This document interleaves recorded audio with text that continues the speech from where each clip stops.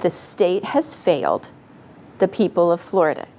Democrats running for Congress say federal lawmakers have to step in to help bring down our home insurance premiums. The woman who wants to unseat Republican Byron Donalds is joining a Tampa area candidate with a plan.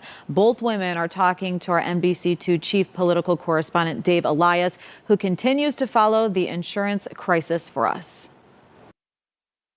Whether you live along the water or you live inland, nearly all of us have seen our home insurance rates go up since Hurricane Ian hit, and many people continue to build back from the storm. And some wannabe Democratic lawmakers say that not enough is being done at the state level, and now they have a plan to fix things at the federal level if elected. For months, residents have called for help. They can't afford insurance, and if you have to buy flood insurance, on top of that, you could be looking at $7,000, $8,000. As many worry they can no longer afford home insurance. It's certainly putting a pinch in everyone's pocketbooks. This is the number one issue. It contributes to our homeless crisis.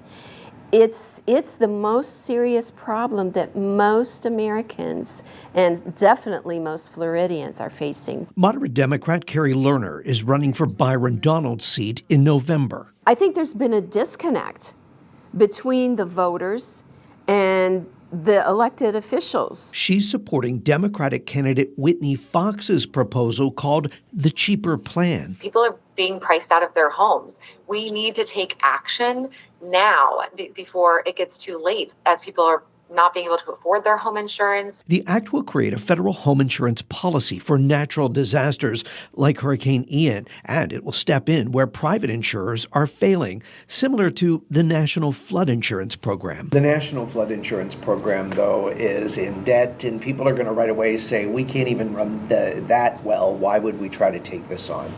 And that is a legitimate concern. There needs to be more research done. I don't think we can't afford not to do it. There are ways that we can afford to do programs like this. It's just reprioritizing how we're getting the funds to do so. Both Fox and Lerner agree on one more thing. What we don't need are leaders that are currently in office who are focused on chasing culture war headlines and other issues that are not going to affect the people's day-to-day lives. As many Republicans call for more unity, I should stress that I did reach out to Republican Congressman Byron Donalds' office to see if he would support a plan like this, and we did not hear back. In Fort Myers, Dave Elias, NBC2.